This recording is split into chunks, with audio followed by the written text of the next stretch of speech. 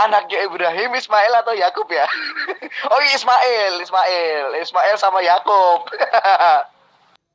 Tapi kedua-duanya adalah anak pertama dari ibunya masing-masing. Ya kalau kronologi anak pertama betul dari ibu masing-masing. Ismail anaknya anak pertama Hagar, kemudian si Ishak anak pertama dari Sarah, itu betul, itu nggak salah. Makanya nggak bisa dibilang bahwa ini anak pertama, anak kedua, karena masing-masing disebut anak pertama gitu. Itu udah betul, kronologi Al-Quran maupun Alkitab sudah sama gitu. Tapi kalau dari bapaknya, ya anak pertama ya Ismail, bukan Yakub. Kalau dari bapaknya memang karena ini keburu-buruan si Abraham ya kan, karena nggak sabar menantikan anak perjanjian, karena anak perjanjian kan jatuh ke Ishak gitu. Karena si Sarah ini nggak mateng-mateng, nggak hamil-hamil, dia pikir apa bukan di Sarah gitu, makanya dia nikah gitu. Nah padahal perjanjian dari Hasem kepada Abraham itu berasal dari Sarah gitu loh ya, anak yang bernama Ishak. Itu udah betul kronologinya begitu. Terus siapa anak pertamanya Abraham? Ishak disebut sebagai anak perjanjian karena memang Abraham dijanji oleh Allah untuk diberikan anak, begitupun kepada Sarah. Maka disebutlah Ishak itu sebagai anak perjanjian. Namun pertanyaannya, yang diminta oleh Allah untuk dikorbankan itu anak perjanjian atau anak tunggal? Coba kamu bicara dengan jujur. Anak pertama Abraham dari Sarah apa dari Hagar gitu? Kedua-duanya anak pertama gitu. Sama aja anak pertama kedua-duanya. Kalau dibilang kecuali kalau dari perut yang sama gitulah, baru kita bilang anak pertama anak kedua. Sedangkan ini si Sarah ya si Isa itu anak pertama Sarah gitu. Si Ismail ya anak pertama Hagar. Ngomong sembarangan. Tidak ada ayatnya yang mengatakan demikian. Tidak ada anak yang lahir ke dunia ini tanpa kehendak Tuhan. Bukan anak pertamanya dia, terlepas siapapun ibunya. Siapa anak pertamanya Abraham? Yang jujur dong. Oh itu anak perjanjian. Kamu tanya sama Mori ya, siapa yang hendak dikurbankan, Isa atau Ismail? Silakan tanya sama Mori sebagai pemilik kitab. Nanti kalau saya yang bilang bahwa itu yang hendak dikorbankan Isa, nanti aku salah. Karena apa? Kamu nggak percaya katamu saya untuk umat terjemahan ya kan? Ya, itu kan bagi ibunya masing-masing. Nah bagi bapaknya siapa anak pertama? Ya tunggu dulu, saya minta kamu yang menjelaskan. Yang dipinta oleh Allah untuk dikurbankan itu anak pertama, anak tunggal, atau anak perjanjian. Tunjukkan dalilnya. Kalau anak pertama itu karena si Hagar yang duluan hamil, ya pasti Ismail ya. Tapi anak pertama dari Hagar. Kalau anak pertama dari Sarah ya Isa gitu. Nah tergantung anak perjanjian itu yang mana gitu. Kamu jangan plesetin. Ini kita berbicara mengenai kebenaran. Yang diminta oleh Hasem untuk dikurbankan itu anak pertamanya Abraham, bukan anak pertamanya Sarah, bukan anak pertamanya Hagar. Jadi kamu harus netral. Saya akui kalau ada segelintir atau sebagian besar dari orang Yahudi yang mengaku bahwa Ishak atau Yakub ya, yang mereka akui sebagai anak yang dimuliakan oleh Allah, itu segelintir atau sebagian besar. Tapi yang perlu kamu pahami, perbedaan orang Yahudi atau Yudaism dengan Kristen di dalam menghadapi atau dalam memandang cerita ini atau memandang kronologis ini, itu perbedaannya antara langit dan bumi. Kalau orang Yahudi memandang Ishak atau Yakub adalah anak yang dianggap ingin dikurbankan, itu tidak memandang rendah Ismail, tidak menganggap menjadikan Ishak lebih mulia dari kakaknya. Tidak. Berbeda dengan Kristen yang adalah umat penyusup masuk ke dalam tubuh Yudaism, yang pandangannya jauh berbeda dengan Yudaism.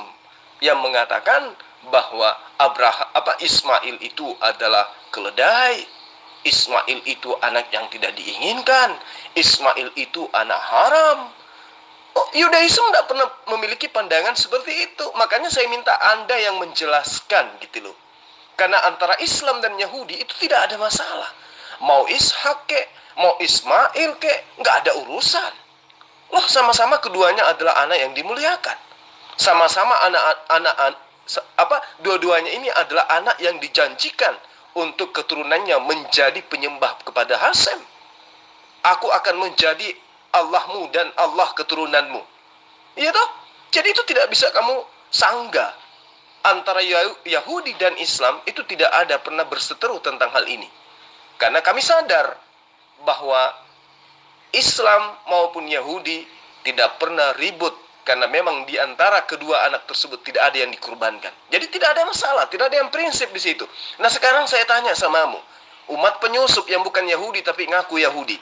Saya tanya samamu, yang diminta oleh Allah untuk dikurbankan, anaknya Abraham, anak pertamanya Abraham, anak tunggalnya Abraham, atau anak tunggalnya Sarah, atau anak tunggalnya Hajar?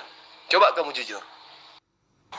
Makanya kamu harus tahu yang dimaksud sebagai anak tunggal itu anak tunggal dalam artian lahiriah atau betul-betul anak tunggal yang memang anak perjanjian gitu. Kamu nggak bisa bilang anak tunggal itu sebagai anak yang tidak bukan anak perjanjian karena Abraham, karena Hasem itu mengikat perjanjian dengan Abraham melalui anaknya yang tunggal. Anaknya yang tunggal itu sebenarnya dimaksudkan ke Sarah gitu. Tapi karena ketidaksabaran daripada Abraham, kemudian karena dia menunggu-nunggu anak-anak yang enggak lahir-lahir, kemudian dia menikahi si Hagar gitu.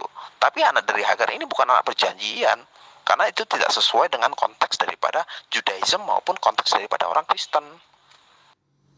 Di dalam peristiwa Akedah ya, di Har Moria ya, di Gunung Moria kejadiannya, yang hadir pada saat itu ada Abraham, ada Ishak, ada Ismail dan Eleazar hambanya Abraham. Jadi ada 4 orang di situ. Loh, ini kan asumsi kamu, asumsi orang-orang yang tidak memahami kitab Torah, tetapi hanya mengimani terjemahan kitabnya agama orang lain. Anak tunggal dan anak perjanjian, ya pasti beda lah. Yang diminta untuk dikurbankan pada saat itu adalah anaknya Abraham. Anaknya Abraham itu anak perjanjian Ishak. Oke, Ishak yang diperjanjikan kepada Sarah untuk diberikan anak, dan Sarah pada saat itu tidak percaya. Bagaimana mungkin dia akan melahirkan sementara dia sudah tua? Ya. Nah, yang diminta kemudian oleh Hasem adalah anak tunggal. Anak tunggalnya Abraham. Ini sebenarnya adalah masalah yang tidak penting buat saya dan Yahudi, nggak penting sekali. Tapi untuk menjatuhkan hinaan dan hujatanmu terhadap Ismail, saya harus menegakkan apa yang sebenarnya terjadi. Bahwa yang diminta oleh Allah untuk dikurbankan berdasarkan daripada ayat yang kamu punya, kitab yang kamu punya, yaitu kitab terjemahan dari agamanya orang lain. Yang diminta oleh Allah untuk dikurbankan itu adalah Ismail. Kenapa? Karena Ismail adalah anak satu-satunya Abraham yang pernah duduk sebagai anak tunggal. Dia adalah anak sulungnya Abraham. Mau seperti apapun kamu jungkir balik, status Ismail sebagai anak sulung itu tidak pernah bisa terganti. Kecuali yang diminta oleh Allah adalah anak sulungnya Sarah, maka kami, bahkan semua manusia akan mengakui bahwa yang diminta oleh Allah di situ adalah Ishak. Tapi ketika Allah meminta, Hasem meminta anak tunggalnya Abraham, maka hanya orang gila yang mengatakan bahwa anak tunggalnya Abraham adalah Ishak yang adalah anak kedua. Sadar enggak kamu itu? Ya makanya kan kamu harus kembali ke pola pikir bangsa Ibrani, karena pemilik kitabnya itu adalah orang Yahudi, ya kan? Tulisannya kitab Tanah itu milik orang Yahudi. Kitab Yahudi meyakini kok yang hendak dikorbankan itu Ishak bukan Ismail gitu loh. Dan masalah kalau misalnya memandang rendah Ismail itu enggak juga. Kami enggak memandang rendah Ismail. Bagaimanapun juga, walaupun si Ismail itu anak daripada budak bernama Hagar, karena Hagar ini kan tadinya budak, ya. Tetapi itu adalah istri daripada Abraham. Ya, itu istri daripada Abraham. Tetapi memang bukan anak perjanjian yang diikat nanti akan melahirkan bangsa keturunan bangsa Israel. Itu enggak ada. Makanya istilahnya Hasem itu sudah mengikat perjanjian dengan Abraham bahwa anaknya akan mewarisi, ya, keturunannya itu akan mewarisi kerajaan yang akan diberikan oleh Hasem kepada keturunan Israel. Nah gitu. Dari situ kita sudah bisa mengambil kesimpulan bahwa anak yang keturunan itu dari Isa, berarti Ismail tidak mendapat bagian dari itu. Kalau Ismail mau bikin syariat sendiri tentang agamanya, silakan. Itu hak-hak dia. Karena memang itu bukan jalurnya dari Hasem gitu. Bikin syariat sendiri ya nggak apa-apa. Yang gue benarkan adalah Yahudi tidak memandang rendah Ismail, atau Ismail lebih tinggi dari Ishak, atau Ishak lebih tinggi dari Ismail, karena tidak ada ayatnya berbunyi demikian. Itu yang perlu diapresiasi itu loh. Kalau masalah yang dikorbankan, mari kita baca teks aslinya. Ada, nggak tentang langit dan bumi, Zul. Lu ketemukanlah antara Yahudi manapun dengan Kristen manapun di sini tentang anak yang dikorbankan siapa? Ishak satu tuh, nggak ada yang lain, nggak ada tafsiran lain ya. Ya, tetap itu teksnya tetap Ishak. Nggak ada tafsir lain. Yang nafsir itu justru antara Ishaka atau Ismail ada di kalangan kalian, di kalangan ulama kalian, para umi-umi itu. Ya, jangan diposisikan kebalik. Yang berspekulasi itu kalian. Bukan antara Kristen dan Yahudi, no. Tentang anak yang dikorbankan nggak ada pertentangan di antara kami. Nggak ada ya. Oke. Kamu tanya orang Yahudi, Bill. Orang Yahudi lebih tahu ya tentang siapa anak yang hendak dikorbankan, Isa atau Ismail.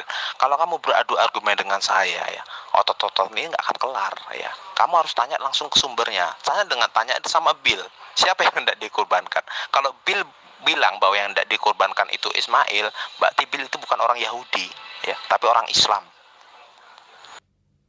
Oh, nggak bisa dong, ya buktinya ajaran sekte Kusya yang sampai sekarang menular ke beberapa teman-teman Kristen. Kata Bineka et Yehideka itu lu bisa jelasin nggak, Bill? Maksudnya apa? Nah, salah satu kesesatan yang dibangun oleh gereja terhadap pandangannya terhadap Hagar itu adalah gereja menganggap Hagar itu adalah seorang budak. Nah, ini kesesatan dalam beragama. Karena tidak bisa dipungkiri, Hagar itu justru adalah putri dari seorang raja, putri dari Firaun. Itu yang perlu kamu paham. Ya. Nah, kemudian ketika Anda mengatakan Hagar itu adalah budak, kemudian dinikahi oleh Abraham, apakah kemudian anaknya Abraham itu adalah anak budak? Atau anaknya Abraham itu adalah anak dari bapak para nabi? Ayo, apakah kamu mau mengatakan anak seorang nabi itu adalah anak budak? Tidak, bukan? Contoh, ketika Jokowi yang Anda katakan sebagai presiden menikahi pembantunya, lalu kemudian pembantunya itu ketika dinikahi, apakah statusnya masih pembantu atau dia menjadi ibu presiden? Nah, kemudian anak dari pembantu tersebut yang sudah menjadi ibu presiden, apakah anak tersebut adalah anak pembantu atau dia adalah anak presiden? Nah, itulah yang saya katakan bahwa perbedaan Yudaism dan Kristen terhadap pandangannya terhadap kronologis ini itu antara langit dan bumi. Orang Kristen memandang ini, meskipun ceritanya penuh dengan muslihat, itu dipandang secara hina. Sementara Yudaism tidak pernah memandang Ismail seperti keledai, apalagi menjadi seorang anak haram. Sementara sumber pembelajaran Kristen adalah dari remah-remah dari majikannya Yahudi. Lalu kemudian yang mana yang harus didudukkan pada pokok yang sebenarnya? Pengajaran Yudaism atau pengajaran Kristen yang penyusup dari Yunani ini? Jelas bukan? Sehingga ketika acuanmu kemudian mengatakan bahwa Ismail itu bukan anak tunggalnya Abraham, itu pelajaran dari mana kamu dapatkan? Yang pasti yang ingin saya sampaikan samamu adalah Yudaism, Islam tidak pernah berselisih siapa yang dikurbankan. Karena di antara keduanya tidak ada yang dikurbankan. Mau Ishak, mau Ismail, itu tidak ada masalah. Yang membuat masalah adalah penyusup yang masuk ke dalam tubuh Yudaism dan mengaku sebagai pelanjut tongkat estafet ajaran para nabi. Itulah Kristen. Dan harus kamu sadari itu. Di sini ada penganut Yudaism yang paham tentang kitab Torah, yang paham tentang kitab Tanak. Sementara kalian hanya umat terjemahan, itu pun terjemahan dari kitabnya orang lain, dari kitabnya agama lain. Harusnya malu mengangkat materi-materi seperti ini. Nah, kamu belum menjawab. Anak tunggalnya Abraham itu siapa? Silahkan aja orang Yahudi ingin mengatakan bahwa yang hendak dikurbankan itu adalah Ishak. Silakan, yang hendak, iya kan? Silakan. Nah, umat Islam mengatakan yang hendak dikurbankan itu adalah Ismail. Jadi antara Yahudi mengaku yang hendak dikurbankan adalah Ishak. Islam mengatakan yang hendak dikurbankan adalah Ismail. Lalu kemudian yang dikurbankan, betul-betul dikurbankan siapa? Nggak ada kan? Kristen yang kepanasan gitu loh. Memanfaatkan kondisi ini untuk kemudian menjelek-jelekan Ismail. Yahudi mana yang menghina Ismail? Yahudi mana yang menghujat Ismail? Layaknya orang Kristen menghujat Ismail. Nggak ada. Hanya umat penyusuplah yang kemudian merendahkan anaknya Nabi Abraham. Sementara Abraham sendiri dijanji oleh Allah, aku akan menjadi Allahmu dan Allah anak keturunanmu turun-temurun. Itu kan jelas. Berarti Anda mau mengingkiri dalil-dalil yang Anda ambil dari kitabnya agama Yahudi. Itu berarti Anda sedang ingin memproklamirkan bahwa sebenarnya agama Kristen itu cuma numpang tenar dengan menggunakan kitab terjemahan agama Yahudi. Kan seperti itu. Jangan silakan. Ini masalah itu sudah tertera tegas disebut bahwa anak yang dikorbankan adalah Ishak. Permasalahannya apa? Nah, permasalahannya kalian menafsirkan itu Ismail. Itu masalah. Ini dengan tegas. Ini bukan nubuatan, bukan. Ini bukan nubuatan, ini bukan tafsiran. Memang tegas disebutnya Ishak. Dan nggak ada masalah itu antara Kristen dengan Yahudi, nggak ada masalah. Yang bermasalah apa? Kamu. Kalian yang bermasalah. Bahkan di kalangan kalian, ulama kalian itu berdebat. Masih Ismail kah atau Ishak? Jambak-jambakan. Yang bermasalah kalian kok. Coba ulama mana yang mengatakan bahwa Ishak yang disalib? Apa Ishak yang dikurbankan? Ulama mana? Terus dari golongan Islam mana yang mengatakan itu? Itu yang saya katakan bahwa antara Yahudi dan Islam tidak ada masalah tentang itu. Mau Ishak, mau Ismail, itu tidak ada permasalahan. Karena kedua-duanya tidak ada yang dikorbankan. Nah, hal sepele inilah kemudian yang dimanfaatkan oleh umat penyusup. Ya, ditunggangilah masalah ini oleh umat penyusup dengan menghujat Ismail. Mengatakan Ismail anak haram, Ismail anak yang tidak dikehendaki, Ismail anak budak, Ismail kedelai liar, ya. Dan banyak hal, bahkan Abraham pun dihujat oleh Kristen. Padahal antara Yahudi dan Islam itu adem-adem saja dengan masalah ini. Karena Yahudi paham, Islam juga paham, tidak ada kok yang dikorbankan. Kristen aja yang memanfaatkan ini, cari muka gitu loh, memberi kekuatan kepada Yahudi agar Yahudi mempertegas kepada Islam bahwa yang hendak dikorbankan itu adalah Ishak. Sementara Yahudi nggak ada respon apa-apa. Yahudi nggak pernah ribut dengan Islam, baik itu secara keyakinan maupun secara fisik. Mempertentangkan masalah ini nggak ada. Yang tampil kemudian adalah penyusup, menjadikan hal ini sebagai bahan untuk melecehkan Ismail. Itu yang perlu kamu paham. Itu bukan iman, itu perintah Haseb, bukan iman, bukan iman tafsiran, bukan, itu perintah Hasem, yakni Ishak. Kata yakni Ishaknya kan lu tadi kan waktu lu nyebut yakni Ishak kan lu berak tiba-tiba, nggak lu baca yakni Ishaknya. Udah, itu kan, ini permasalahannya sebenarnya di teknik lu membaca.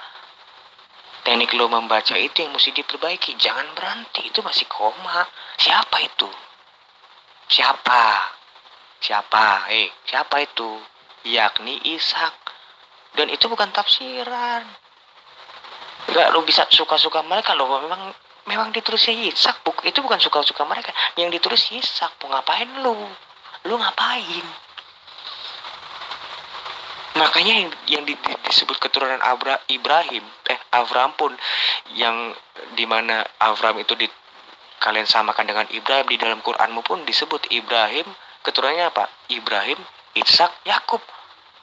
Nggak pernah ditulis Ibrahim, Ismail, Kedar. Nggak pernah di Quran ditulis seperti itu. Anaknya Ismail nggak pernah ditulis. Yang menjadi keturunannya Abraham gak pernah. Yang pernah ditulis tuh Ibrahim, Ishak, dan Yakub. Tuh, yang masalah sebenarnya kalian kok. Tunjuk aja dulu dalil di mana dikatakan Abraham itu memiliki 2 anak tunggal. Baru kemudian kamu bisa mengatakan seperti itu.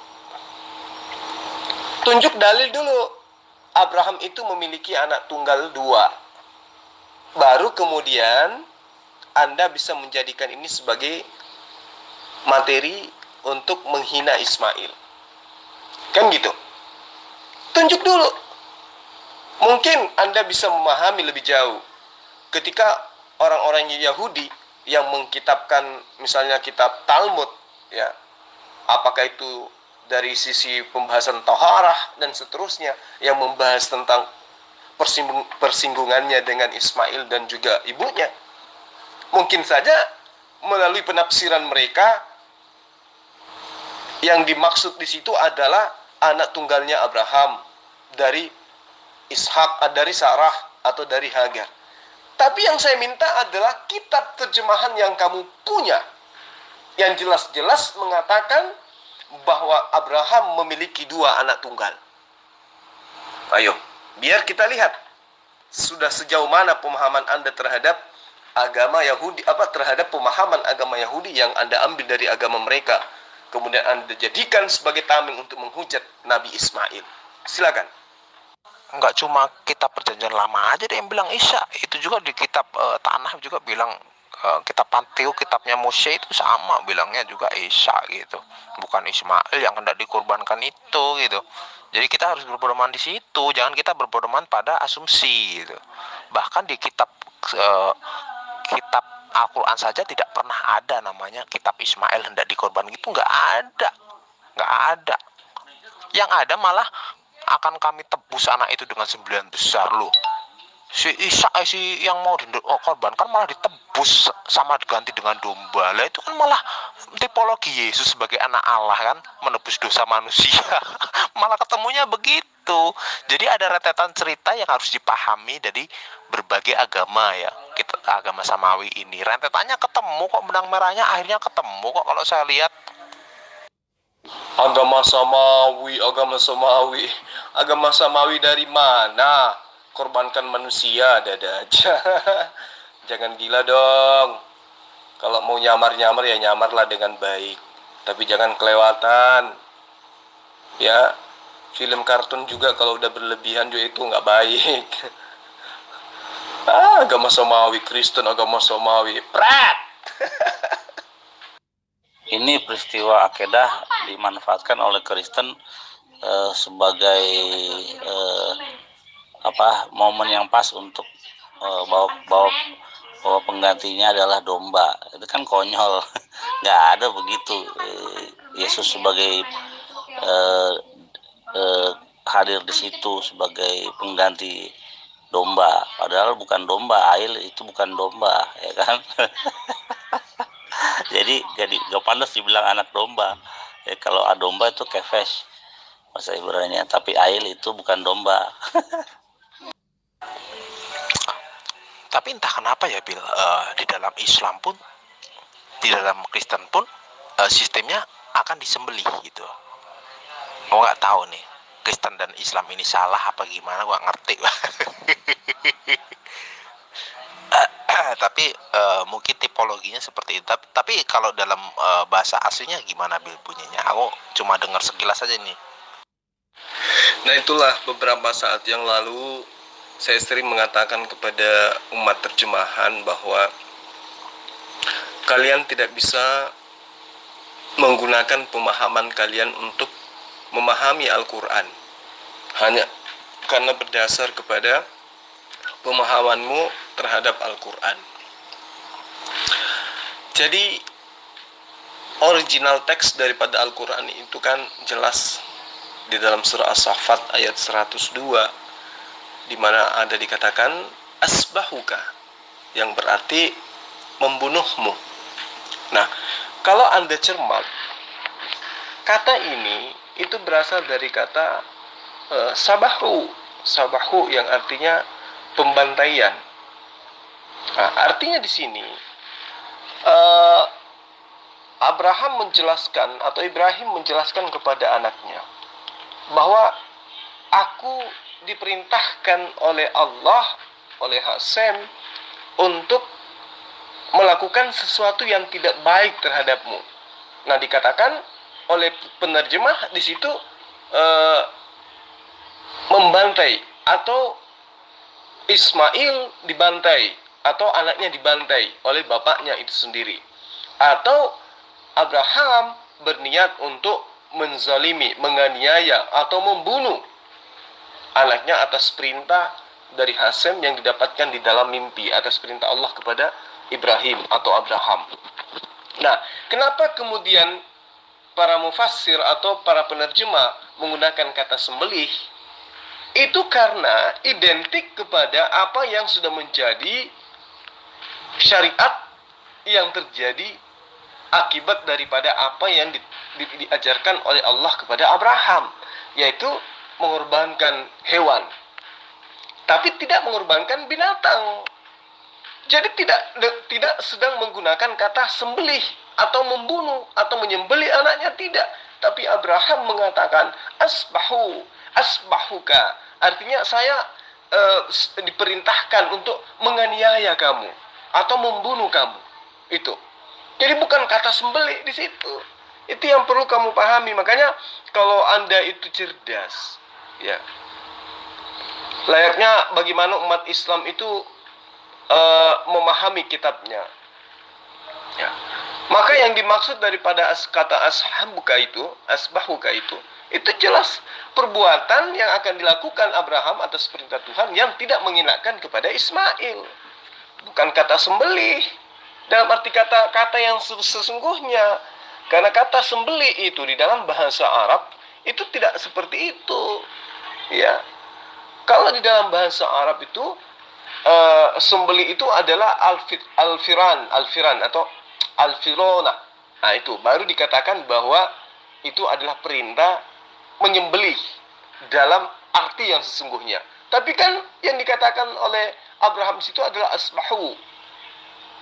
Nah, jadi tidak merujuk kepada penyembelihan, tetapi penganiayaan atau melakukan perbuatan yang tidak mengenakan kepada Ismail. Makanya berhenti jadi umat terjemahan. Lu kan dungu ya, lu dungu, lu nggak tahu apa-apa, ya. Kalau keturunan anak haram itu biasanya nggak tahu apa-apa, jadi lebih baik diam. Ya, kenapa saya bilang begitu?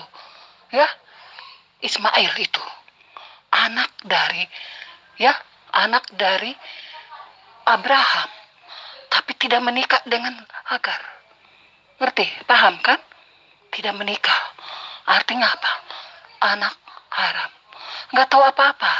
Jadi lu nggak usah banyak bacot tentang kitab suci kami. Bukan urusan elu. Ngurus saja kitab suci elu. Ya, cari tahu. Ya, dari atas mungkin kamu sudah ikutin dari atas. Yang saya pertanyakan, kalian Islam Indonesia sangat-sangat membenci Israel. Kenapa nabi-nabi Israel ya ada di kitab suci kalian? Berarti Abraham ini adalah pezina gitu maksudnya? Nggak perlu kasar begitu ya. Katanya pengikut Yesus penuh kasih, kok kasar? Nggak boleh begitu ya. Entah itu Kristen, Yahudi, Islam, Konghucu, apapun itu ya, itu makhluk Tuhan, tidak boleh dihina. Kan Yesus bilang kasihlah sesama manusia, ya, kasihlah Tuhan Allahmu dengan segenap hatimu dan segenap jiwamu, ya kan? Kasihlah sama manusia seperti dirimu sendiri, ya kan? Masa baru begitu aja udah kasar? Jangan. Saya ingatkan sekali lagi sama kamu, jangan suka ikut campur urusan orang. Jangan suka ikut campur agama orang. Urus agamamu, ya. Urus agamamu sendiri. Enggak perlu lu ngikutin campur urusan agama orang. Ya, karena agamamu belum tentu benar, paling benar.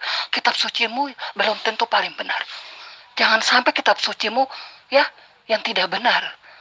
Ya. Dan sekali lagi saya tegaskan. Ya. Abraham dan Hagar tidak pernah menikah. Menghasilkan anak yang namanya Ismail. Ismail punya keturunan kalian. Artinya apa? Orang yang tidak menikah punya anak, artinya anak haram. Dan kalian adalah keturunan dari hasil hubungan gelap antara Abraham dan Hagar. Jadi hasilnya anak haram. Keturunannya adalah anak haram. Camkan.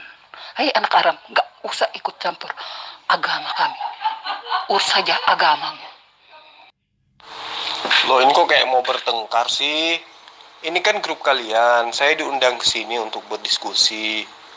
Lo kok kayak kepanasan kayak gitu? Santai aja mbak, santai. Ya, saya cuma ingin bertanya gini. Apa benar Abraham itu adalah pezina? Di mana dikatakan keturunan anak haram?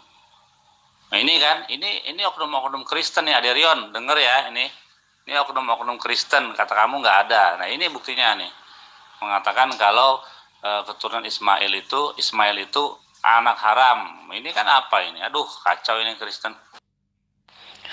Lu paham nggak? Lu paham nggak saya bilang? Lu mengerti nggak saya ngomong? Abraham dan Sarah, Hagar, itu tidak pernah menikah. Ngerti? Abraham dan Hagar tidak pernah menikah. Hasillah anak berhubungan dengan Hagar. Abraham berhubungan dengan Hagar. Hagar hamil dan melahirkanlah Ismail. Menurut lo, orang yang tidak menikah tapi punya anak, anaknya apa?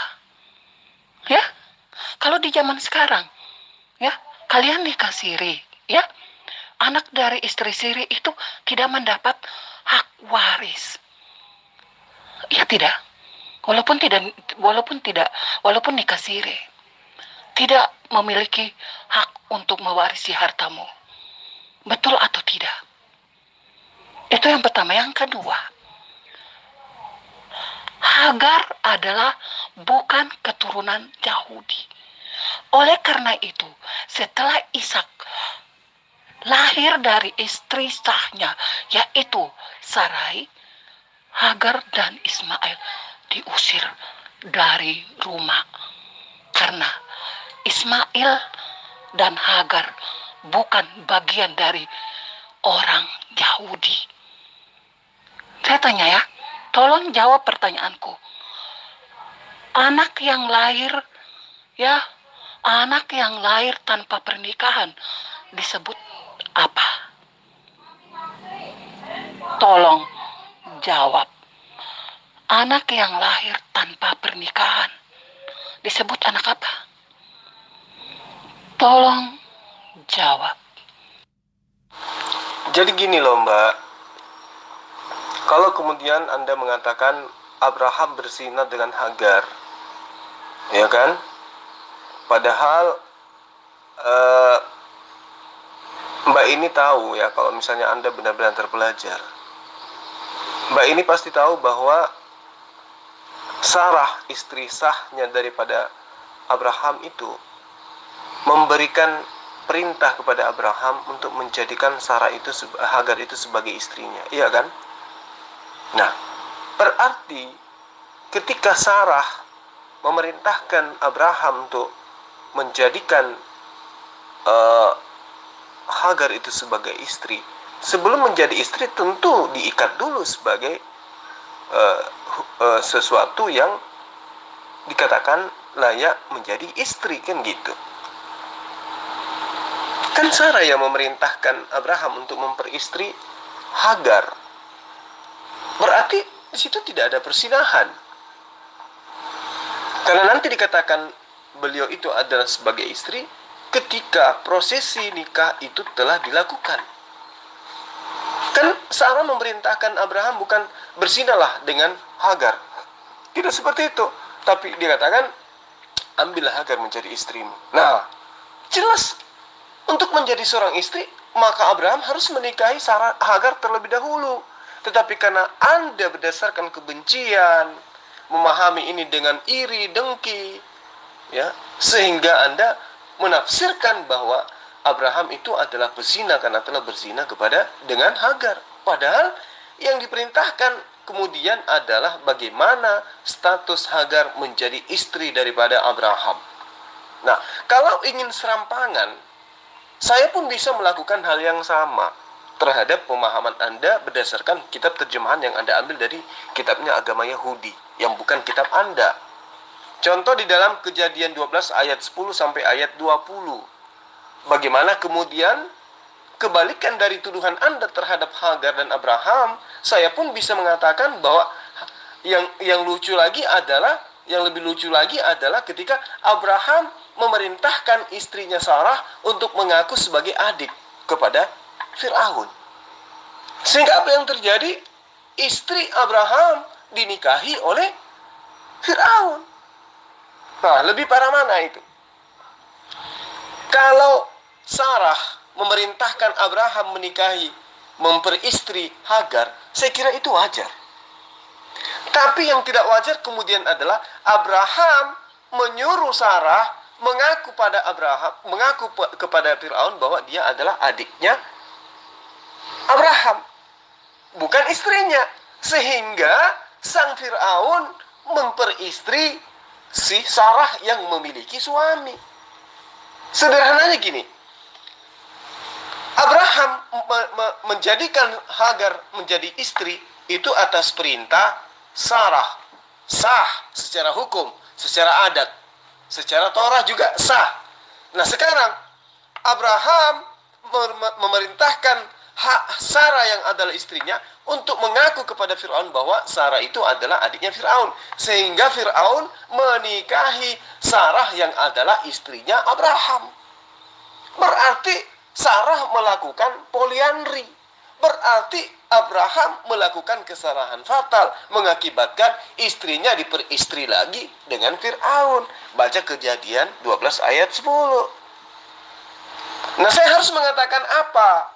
Ketika Anda menuduh Ismail anazina, terus apa yang harus saya katakan kepada Ishak yang nyata-nyata ibunya melakukan poliandri, dinikahi oleh seorang laki-laki di mana dia sedang berstatus sebagai istri dari Abraham?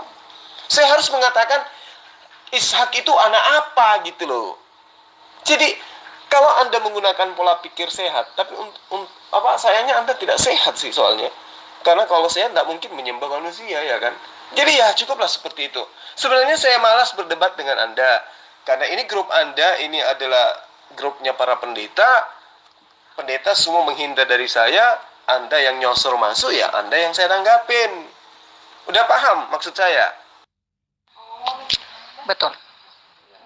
Berzina dengan Hagar. Betul sekali. Nah, ini Anda sudah menyatakan dengan valid, dengan tegas bahwa Abraham itu adalah pezina. Jadi Anda menuduh Abraham pezina. Bahkan bukan hanya sekedar menuduh, tetapi Anda menegaskan Abraham itu berzina. Anda meyakinkan diri Anda bahwa Abraham itu berzina. Ya toh? Secara tidak langsung, andai saja Abraham itu tidak berzina, berarti Anda secara tidak langsung mengutuk Abraham, mengutuk perbuatan Abraham. Lalu bagaimana dengan kitab Kejadian ayat 3 dari Kejadian 12 yang mengatakan, aku akan mengutuk siapapun yang mengutuk engkau Abraham. Nah sekarang, apakah Anda sedang mengutuki Abraham dengan mengatakan Abraham itu pezina? Atau Anda sedang memuliakan Abraham, Anda sedang memberkati Abraham? Silakan. Kalau memang kamu tahu tentang Alkitab itu, pertanyaanmu tidak ngawur. Ya benar, Yesus itu adalah keturunan pezina. Anak haram sebetulnya Yesus itu. Keturunan anak haram. Kenapa? Karena memang di dunia ini tidak ada yang benar. Dengan siapa dia lahir? Mana ada manusia suci di dunia ini zaman Yesus lahir? Tidak ada. Jadi itulah sebabnya Yesus itu bergelimang dengan lumpur dosa, tapi dia tidak berdosa. Ya, kamu berpaham? Contohlah, karena Alkitab mengatakan tidak ada yang tidak berdosa, semua tidak ada yang benar, semua sudah bersalah. Termasuk wanita manapun tidak ada yang bersih, yang tidak berdosa. Apalagi kakek neneknya si Yesus juga tetap orang berdosa. Siapa yang menyangkal? Tidak ada. Saya pun mengakui itu keturunan dari orang berzina Yesus itu. Iya. Emang apa salahnya? Dan itulah yang diperbaiki oleh Yesus. Yesus datang ke dunia ini untuk memperbaiki dunia yang rusak ini. Itulah yang akan diperbaiki. Itulah kan? Sudah paham? Kristen itu pencuri kitab Torah milik Bani Israel. Jadi sebetulnya Torah itu bukan kitab mereka. Ketika mereka memutuskan untuk beribadah di hari Minggu dan menyembah Yesus sebagai Tuhannya, itu adalah bentuk penyimpangan dari Torah. Itu adalah bentuk penyembahan berhala atau idolatry dalam bahasa Inggris, ya, avodah zarah atau ibadah asing dalam bahasa Ibrani, atau avodat elilim, penyembahan berhala. Ya itulah mereka, simpel saja jawabnya. Tapi kalau bagi Bani Israel tidak pusing karena toh kitab mereka hanya seonggok terjemahan. Orang Kristen lucu ya, kalau saya lihat di dalam grup Kristen, mereka Kristen kitabnya bukan kitab Talmud, tapi mereka sering mencomot kitab Talmud dan mencocok-cocokkan dengan cara pandang Kristen. Ini lucu ya, tidak percaya Talmud sebagai kitab suci, tapi diambil untuk dicocokkan dengan Yesus. Ini teori-teori begini sudah sering diambil oleh mereka di dalam kitab Torah Shebiktav. Jadi putri siapa namanya? Putri Siloam tadi itu tuyul betinanya kabur ya. Oh, setelah mengatakan Abraham itu berzina, kabur dia. Gitu. Jadi tabiat kalian satu grup ini, kalau udah ke pojok kayak gitu kabur. Kasihan kali. Kita tamu di sini loh, tuan rumahnya kabur. Belum lagi dituduh Abraham pezina, Ismail anak haram. Ditampar sama kitab Kejadian 12 ayat 3. Aku akan mengutuk siapapun yang mengutuk engkau Abraham. Nah, kabur dia. Ketakutan karena merasa dirinya udah mengetahui dirinya kalau dirinya itu dikutuk sama Hasem. Pantasan nggak bisa menemukan ajaran yang benar itu seperti apa. Oke, karena grup penghujat ini tidak ada lagi yang mampu untuk berdiskusi. Semua hanya penghujat. Dan tadi tuyul betina sudah menyadari dirinya sebagai manusia yang dikutuk oleh Allah, oleh Hasem. Maka dia pun mingkem. Dia bungkam, tidak bisa berbuat apa-apa, kabur. Sekarang nongol ketak-ketik, padahal tadi dia nampak seperti gagah sekali gitu. Dengan pede mengatakan Nabi Abraham alaihissalam sebagai pezina. Dia lupa kalau di dalam kitabnya Yahudi yang diplesetkan terjemahannya pun diakui bahwa Sarah itu poliandri, alias melakukan sesuatu yang buruk di hadapan Tuhan pada saat dia memiliki suami yang sah. Ya, belum lagi kalau kita bercerita tentang Lukas, Matius yang menceritakan tentang silsilah Yesus, nyata sekali bahwa Yesus yang dituhankan oleh si putri Siloam ini adalah anak dari hasil keturunan pezina. Tapi ya itu sudah diakui oleh pendeta Lamsinu Baho bahwa Yesus itu adalah anak zina. Nah, untuk itulah rekan-rekan sekalian, para sahabat sekalian, saya kira sudah cukup ya. Karena Kristen yang ada di grup ini saya rasa tidak ada yang memiliki ilmu. Tapi emang ada Kristen yang memiliki ilmu? Setahu saya sih nggak ada. Saya pamit ya. Salam satu Tuhan. Assalamualaikum warahmatullahi wabarakatuh.